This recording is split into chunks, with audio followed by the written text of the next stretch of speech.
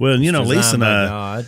Lisa and I do a lot of work on behalf of the pro-life movement in the country. I mean, and part of the reason why is because Lisa had an abortion when she was 16, because she was faced with, it wasn't my child, but it was in between us dating, but she was forced into that thought process because the world says it's not really a baby. And her own parents believed the lie and said, you know what, it's better for you to just go, it's not really a baby anyway, it's just a blob of tissue.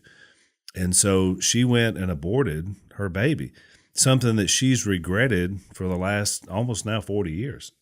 Even though we got together, obviously we had children. So we tell that story to people. We're just like, look, when you're pregnant, you obviously, you know, whether you're married or unmarried, there's now a child growing inside of you that it matters. It matters in the world. Who knows what's going to happen with this life? That's designed by God. Designed by God. Put here for a purpose. And when you think about it, when you abort a baby, you're not just aborting one life, but you're aborting a generation of lives that would come from that life. Mary could have easily have done back then what women do now. Exactly. Well, they're all saying that you know, I'm not married, so I'm pregnant here, and I know what they're going to think. Right. So the best thing to do is just get rid of this. So Jesus probably would have been a victim of abortion. Very possible. It's a great point. I never thought about that. Well, what if Mary had aborted the Savior of the world? Well, at that time, the king they were killing all the babies. I mean, you see that even in history. That was kind of their way. If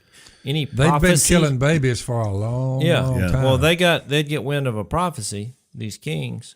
Well, they start killing all the babies. It happened with Moses, remember? Yeah. Yep. Because they were fearful of the Hebrews, so they told the midwives, you kill the boys and let the girls live. Well, I couldn't remember this in Jesus' story. Was it before they were born or after? It was after. Yeah. It was up to 2 years old because he got the prophecy later. You remember the Magi stopped and visited King Herod on their way to find Jesus. Mm-hmm. So when they shared with him what they were doing, all of a sudden he starts getting nervous. He's like, wait a minute. The king, again, he's thinking physical kingdom. He's thinking somebody is thinking competition. That is true. As much as we're negative about our world, I mean, we got the ruler of their kingdom in that day saying, let's go kill all 2-year-old babies. Yeah. And it happened. I mean, after that, he thought, well, all right, so once it happened, then he thought, wait a minute, I trace this back. It's been within the last 2 years when those guys were here. So let's just kill every 2-year-old male in Israel.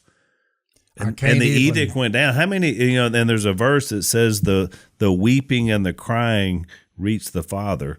I think it's in, where was it? Oh, it's in Hosea 11:1, Jeremiah 31. Those are the prophecies. And then you get to Matthew 2, and it tells the story. I'm sitting here talking to you two boys, my sons, and y'all, we begat myself and your mother, and I'm just thinking, what if we had just said, no, let's kill them? We wouldn't be having this conversation right now. Right.